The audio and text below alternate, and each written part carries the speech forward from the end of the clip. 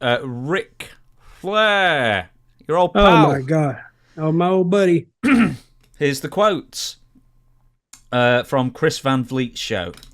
Ric Flair said, I Now, want who to. is who is that? Who is that guy? Oh, he interviews wrestlers, a new one every week, sort of like I do. He was doing it a lot longer than I have. How many followers does he have? Let's not talk about how many followers. A couple more than us. That's all that needs to be said. Well, I'll go on the show and I'll advertise us. Yeah, Oh yeah, actually, yeah. No, he's got loads more. You should go on the show. They offer your services, I will. and And I'm gonna tell him Ric Flair is a damn liar. But everybody knows that. Hey, Ric Flair and Bobby Jaggers, I swear. But Bobby's stories didn't glorify him, but they were such outlandish stories. And if it was true, it'd be great. But and I'd look at him, I said, you're not capable of the truth, Bobby. Oh yeah, I am. Yeah, I am.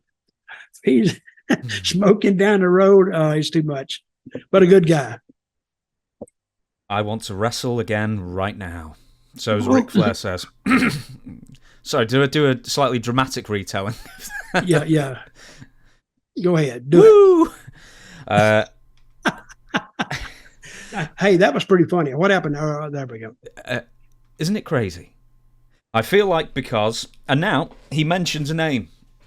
The original person he wanted to wrestle, Ricky Morton. Yep. The guy that I should have chosen for my last match would have been great, Flair said. Ricky Morton is still wrestling. You know what the best thing for me about it is I forced myself to really get in shape.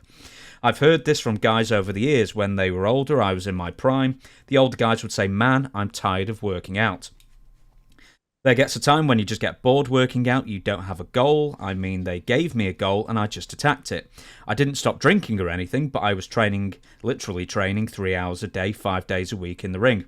Or I was doing the sled and the ropes. Yeah, I got my bench press up for 2.25. I mean, so from being dead to all that was pretty cool.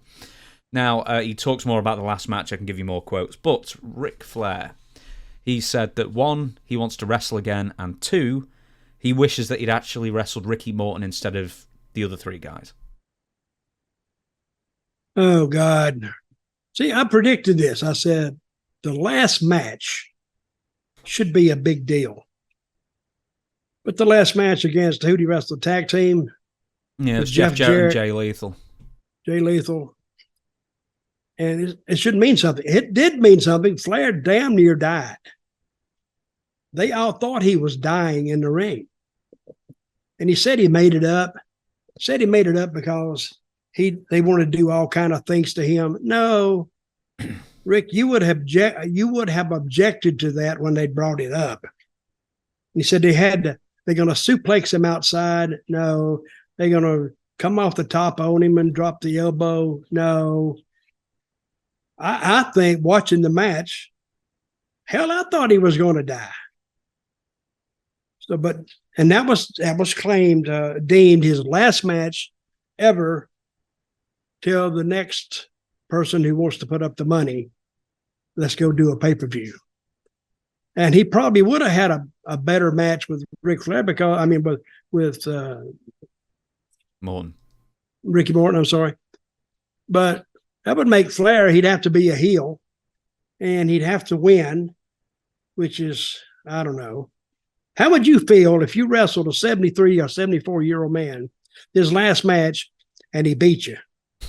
What the hell? But you have the I'd like to see the finish they would come up with for that.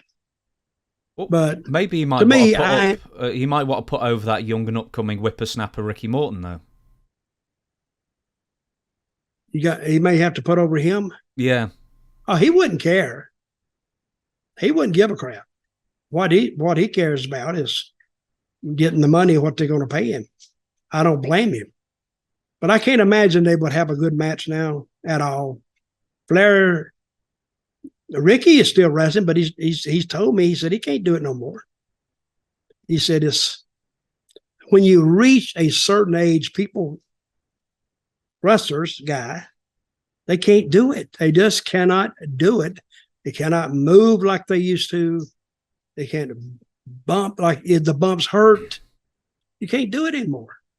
So, and somebody wrote me an email. They said, don't you think 50 is too old to wrestle? And I says, not yeah, but hell yeah. But again, look at Christian. And how old is Christian? 50? Nearly that, yeah. He's probably 48, 49.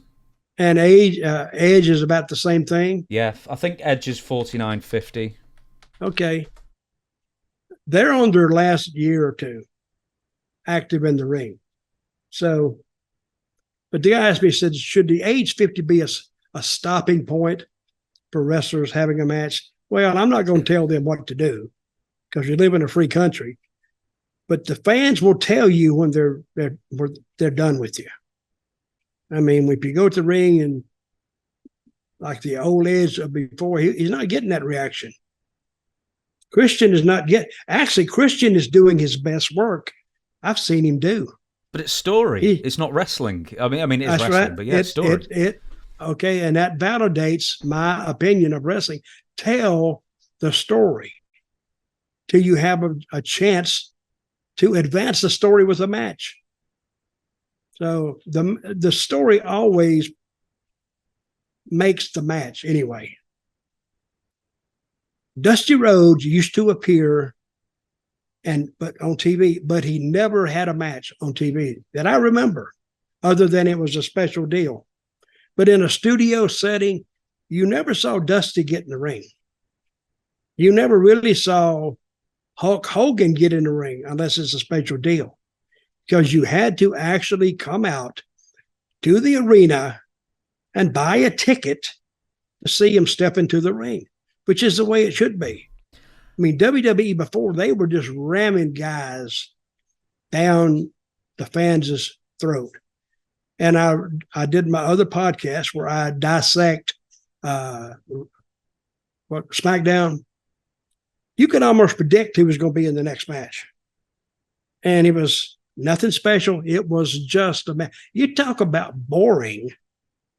It was more than boring. What I think sometimes their ratings were 1.5 million people or 1.3 million. I think the people watching the show, they went to sleep and they didn't change their channel. That's the only thing that helped them. They had some great matches, but they're too long. Now WWE is back to the WWE. They were back during the Attitude Era. They're just not as gross, but the matches really mean something, and they're shorter, with a lot packed into them.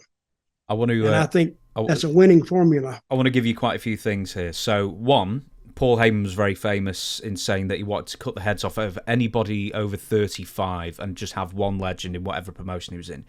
ECW, that legend was Terry Funk, and then everybody else was young guys. Another example I'll get, this is just like for different thoughts on the matter. Vince McMahon, when Hulk Hogan was still the biggest thing in the world in 1992, or in fact, maybe, let's say 92, and then he goes off and retires. That was partly because Vince thought that Hulk Hogan was washed up at 38. Mm-hmm. There's another different change in mentality, whereas in Mexico, they still shove people in their 60s and 70s in the ring for, Legends matches for big shows, Triple Mania or something like that. But then the fans are cheering for the personalities and they're not expecting the world as far as in-ring. And similarly, Japan does that sometimes as well. They have some guys on, that still wrestle well into their 60s. Mm-hmm. I think it's one of those things that it just depends on what your promotion is, what you're trying to promote, and the person. Because Sting, he still looks great and he moves great for 64 or so. He's an outlier. Well, he is, but he's not. He's an outlier that he can still have a match. But I don't know if you could do a story with him. You might do it with his little cohort buddy. What's his name? Darby Allin. Might do it with him. But basically, he's just a throwback. Tony was a big fan of Sting, I'm sure, and would like to have him there. He's got him there. And he almost killed himself when he jumped off that ladder and trying to do the elbow on the guy on the table. He missed it all except his knee and his face. He's damn lucky he could get up and walk away from that. And I'm thinking, what makes a 65-year-old man want to drop an elbow off a ladder till a guy 15 feet below? You know, if they'd asked me to do that, I just laughed in their face. I said, you're kidding. But they got to be careful about people they ask to do this. Some guys might do it and then claim the injury and milk about $300,000 out of Tony. Now, you got to watch that. Before we get off Ric Flair entirely, let me give you a bit more of the quotes, because you actually picked up on what he said partially. Yep. I'll give you the whole thing. When the last match started to go wrong, Ric Flair said everything went great, including the 9,000 people we packed in there, which is more than WCW or WWE had. It won't hold 9,000 people. Oh, did you look up that? I don't think it'll hold that. That was wrestler's exaggeration then, probably. And then I just walked up the ramp and I just felt the combination of emotions. See, it's funny, he says combination of emotions and being nervous and everything starting out fine. He forgets to mention the combination of alcohol in his body as well, which drained him out, which he's admitted to. Then he continues, well, they all went with it. I don't know who they all are, but they all thought I was telling them like my heart or something like that. And that's the worst thing I did. And then I got real lightheaded. And I know that I was in and out all during the match. So I was Keep reading. I was fighting like hell to get through it, but it was just fighting here. Nothing that I felt I wasn't hurting anywhere. I just felt bad because the guys had been all panicking and worried about my health. We had said we had constructed such a great match. If it had come off the way we'd practiced forever, it would have been a masterpiece. But when I walked back to the locker room, the Undertaker made me drink 3 Gatorades and I went to Kid Rock and drank all night long. Now, the last bit's the most important bit. The stuff that got taken out of that match. Oh, God, they were just going to slam me off the top, suplex me, stuff on the floor. Everybody's just panicking. It was all a concern for me. They didn't forget their parts. This is the other 3 people in the tag team. They just went, let's get through this. That's why I had to fake a heart attack. I went, slow down, I'm okay. Should have never said anything. So then we got a little bit more back in, but my son-in-law, Andrade, had to put the brass knucks on my hand. He's going, wake up, sir. That was it. So apparently he felt so bad, he felt he needed to fake a heart attack. Yeah. See, that don't even make sense at all. I mean, Ric Flair, when he opens his mouth, just assume that whatever's going to come out is a lie, basically.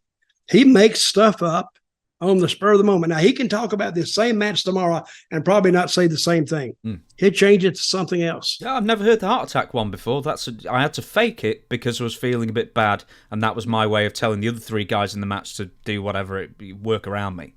Well, he faked a heart attack, and he couldn't have told them anything because he couldn't breathe. That's why I said I thought he was dying.